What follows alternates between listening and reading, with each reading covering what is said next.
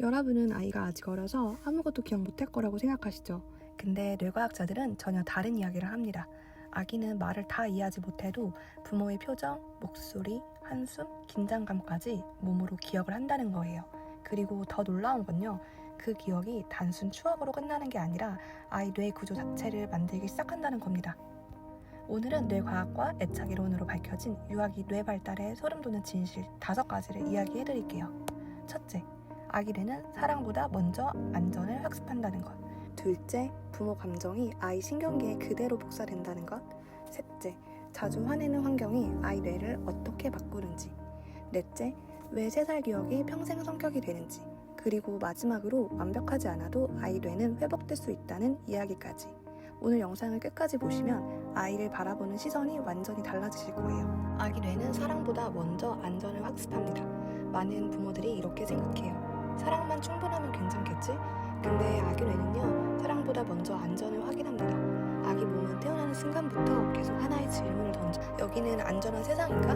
그 질문에 대한 답을 가장 먼저 만드는 사람이 바로 부모예요. 부모 목소리가 안정적이고 표정이 부드럽고 반응이 예측 가능하면 아기 뇌는 생존 모드에서 빠져나와요. 그러면 뇌는 비로소 학습하고 탐색하고 감정을 조절하기 시작합니다. 근데 반대로 늘 예측할 수 없는 분위기, 갑자기 화내고 갑자기 차가워지고 사랑받는 느낌이 불안정하면 아기 뇌는 세상을 위험한 것으로 학습하기 시작합니다.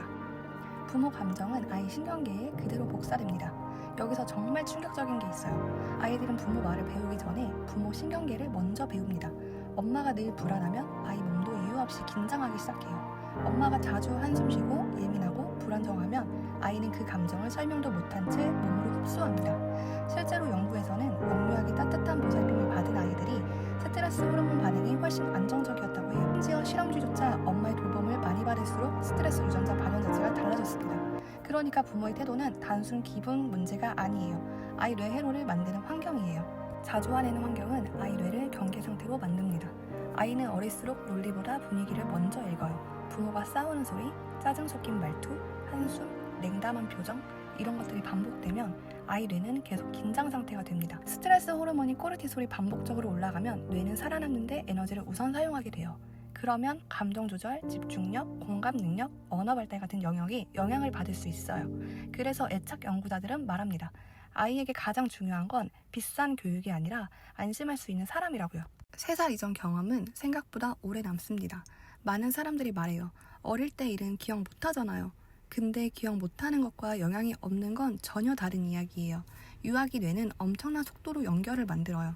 생후 초기에는 하루에도 수백만 개의 신경 연결이 만들어집니다.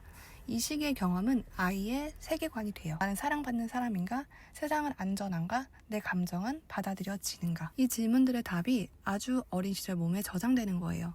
그래서 안정 애착을 가진 아이들은 실수해도 다시 회복하고 타인을 믿고 감정을 조절하는 힘이 생깁니다. 근데 여기서 정말 중요한 게 있어요. 이 이야기는 부모를 불안하게 만들기 위한 게 아니에요. 오히려 반대입니다. 뇌과학자들이 반복해서 말하는 건 완벽한 부모는 필요 없다는 겁니다.